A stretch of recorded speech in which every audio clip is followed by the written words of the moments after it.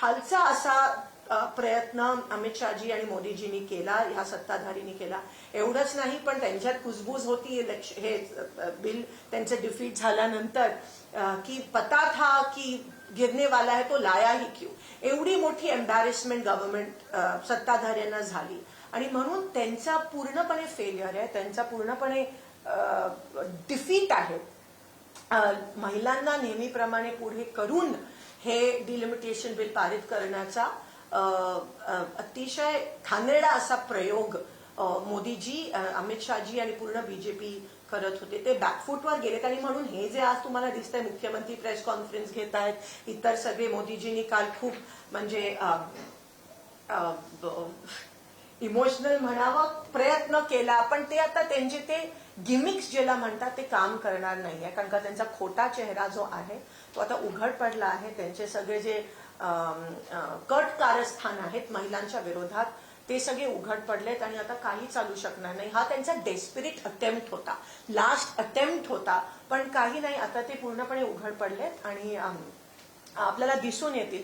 मी कोण लागून गेली, पण जेव्हा आपण बघतो कमेंट्स बघतो सोशल मीडियावर किंवा खूप जण आता बोलायला लागलेत त्याबद्दल, की आपल्याला कळतं की महिला विरोधी भाजप महिलांचा वापर करून डिलिमिटेशनचं बिल आणण्याचा प्रयत्न, आरक्षणाच्या विरोधात असलेले, कारण का ऍडिशनल सीट्समध्ये त्यांचे काय, त्यांचे बाहुबली, त्यांचे गुंडाराज, त्यांच्या सगळ्या लोकांचे सीट्स परमनंट करून फक्त अतिरिक्त सीट्स महिलांना द्यायचा त्यांचा विचित्र प्रयत्न होता. आणि खरंच जर त्यांना महिलांच्या बद्दल काही असेल तर एकतर महिलांना तुम्ही बघता महाराष्ट्रात खरातांचं प्रकरण असेल, महिला कुठेही सुरक्षित नाही आहेत, आणि खरंच जर त्यांना काही करायचं असेल तर मग त्यांनी एक्झिस्टिंग 500, आम्ही चॅलेंज करतो त्यांना, एक्झिस्टिंग 543 मध्ये तुम्ही महिला आरक्षण डिक्लेअर करून टाका. 29च्या इलेक्शनमध्ये महिला आरक्षण देऊन टाका आणि डिलिमिटेशन सेन्ससची वाट बघा. लोकशाही पद्धतीने डिलिमिटेशनवर चर्चा होऊ दे.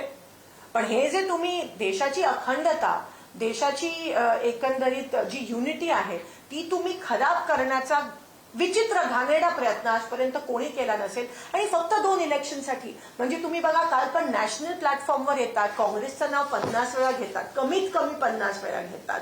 हा नॅशनल प्लॅटफॉर्म आहे, मागे तुमचा तिरंगा होता, बीजेपीचा झेंडा नव्हता, आणि मग एवढा ड्रामा त्या ठिकाणी तुम्ही करता. आणि खरंच काही असेल तर मग आणा बिल, आता ताबडतोब पारित करा. ते पारित तर झालंय, लागू करा 543 वरती बिल आणि महिला आरक्षण लगा. सगळ्या महिलांना त्या ठिकाणी सुरक्षित द्या. त्या पक्षात एक तर लोकशाही नाहीये. आपण ऐकतो की त्यांच्याच महिला म्हणतात की आपको तो बोलने के लिए चान्स मिलता है, हमें तो चान्स भी नहीं मिलता है, म्हणजे ऑफ द रेकॉर्ड सांगितलं तर असं आहे. आणि आज जे हे म्हणतात की काँग्रेस किंवा इंडिया अलायन्स महिला विरोधी आहेत, नेमके तेच. आणि आपण बघतो आरएसएस पासून आतापर्यंत महिलांना ऑब्जेक्टिफाय करतात, महिलांना तुच्छ समजतात, महिलांना एकदम खालचं स्थान देतात, महिलांना संरक्षण देत नाहीत.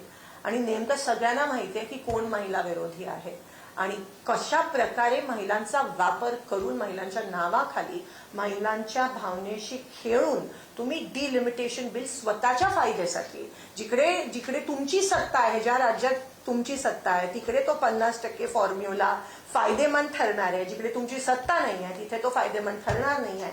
आणि म्हणून येणाऱ्या अनेक वर्ष आमचंच राज्य असेल, आमचीच हिटलरशाही असेल, ह्या दृष्टिकोनातून ह्या उद्देशाने तुम्ही ते बिल आणण्याचा वाईट प्रयत्न केला. त्याचा मी निषेध करते आणि महिला विरोधी भाजपचा पण निषेध करते.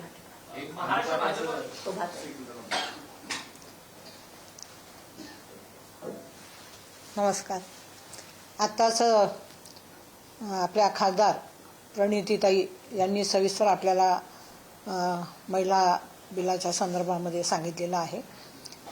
खरं तर मला देखील या ठिकाणी सांगावंसं वाटतं की 16 तारखेला हे स्पेशल अधिवेशन सुरू झालं आणि या अधिवेशनात